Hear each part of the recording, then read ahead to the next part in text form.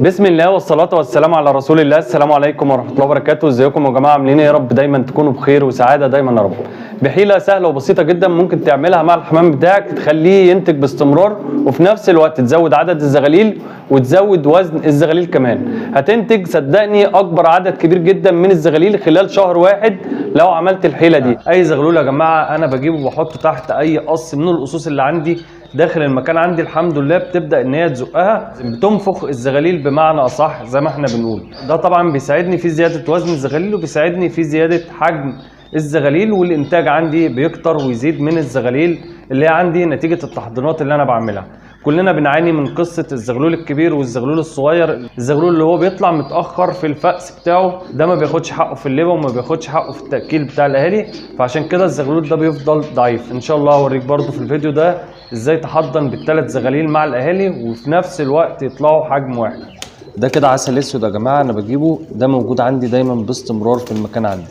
نقطه كده صغيره على الزغلول اللي الاهالي مش عايزه تاكله واحطها على عظم الزغلول بالطريقه دي كده اهي كده يا جماعه، ما بكترش، ونسيب بقى الاهالي نشوف هتعمل ايه. ده طبعا الزغلولين دول يا جماعه في زغلول فيهم انا محضنه معاهم، يعني دول قص لاحم ومحضن معاهم الزغلول اللي هو الرومي ده.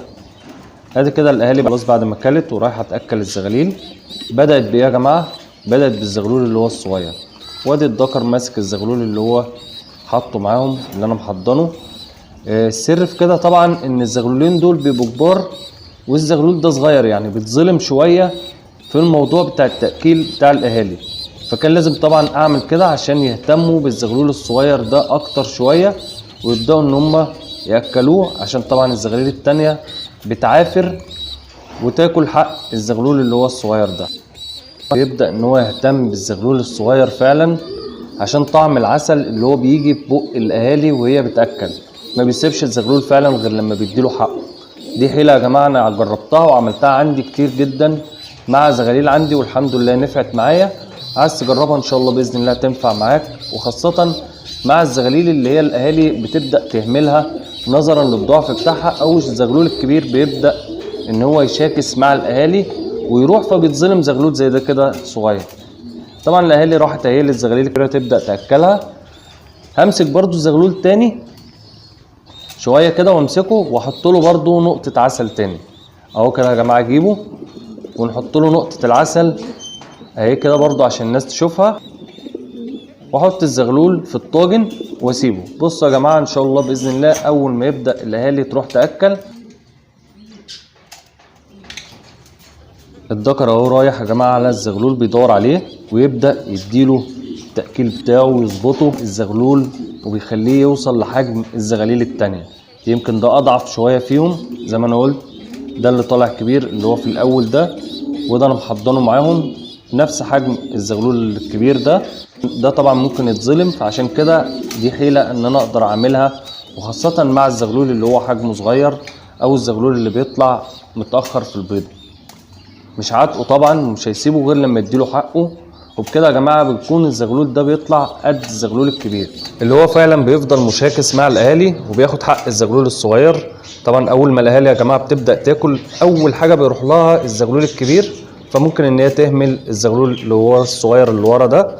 فعشان كده بعمل الحيله اللي احنا شفناها دي، ودي احسن حاجه جربتها مع الزغاليل اللي هي بتبقى متأخرة في البيضة أو الحصوية التانية، ودي مشكلة برضو بتبقى معانا دايما الزغلول الكبير والزغلول الصغير. في حاجة بقى حابب اتكلم عليها يا جماعة بخصوص الحيلة دي. لو انت عندك نمل او حشرات في المكان عندك، وخاصة لو دبان ناموس الكلام ده كله، عشان ما تأذيش الحمام بتاعك او ما تأذيش الزغلول الصغير ده، لازم ان انا اتأكد ان الزغلول مفيش في بقه اي حاجة او اي نقطة من نقطة العسل اللي احنا عملناها دي، عشان طبعا الدبان ما يتلمش على الزغلول، او لو في نمل عندك في المكان برضو ما يتلمش على الزغلول وتأذي الزغاليل بتاعتك. وبكده بحل مشكلة الاهالي اللي هي بتهمل في الزغاليل، خاصة الزغلول اللي هو الصغير. وبكده اي زغلول اقدر ان انا احضنه تحت الاهالي تقدر ان هي تاكله. زي ما احنا شايفين كده برضو دول 3 زغاليل، حبيت ان انا برضو اوريكم يا جماعة كل الاسوس عندي محضن تحتيها بال3 زغاليل بسبب حركة زي الحركة دي او حيلة زي اللي انا بعملها اللي احنا شفناها مع بعض في الفيديو دي كده يا جماعه الحيله اللي انا جربتها مره واثنين وثلاثه والحمد لله بتجيب معايا نتيجه ايجابيه. ولكن النصيحه اللي انا قلتها في اخر الفيديو اللي هي لو عندك نمل او حشرات في المكان بتاعك اتاكد من الزغلول اللي هو الاخراني ما يكونش في بقه او في العظم بتاعه عسل او بواقي عسل عشان ما تاذيش الزغلول بتاعك وممكن ان هو يتسبب له بعد كده في جدري. الحمد لله دي حاجه بتجيب معايا نتيجه ايجابيه. طلع الزغلول اللي هو الصغير بطلعه في نفس حجم الزغلول اللي هو الكبير، وزي ما شفنا كده الأصوص بتبدأ ان هي تتهافت على الزغلول الصغير ده وتبدأ ان هي تديله حقه فعلا في التأكيل، وبتنفخ الزغلول فعلا وبيطلع قد احجام الزغاليل اللي عندي، بتطلع كلها احجام واحده. اسف جدا على الاطاله في الفيديو، يا رب كده اكون قدرت اقدم ماده مفيده لحضراتكم. ما تنسوناش بقى في نهايه الفيديو باللايك والشير والاشتراك في القناه، ويا ريت تفعل زر الجرس ليصلك كل ما هو جديد من قناتي. والسلام عليكم ورحمه الله وبركاته.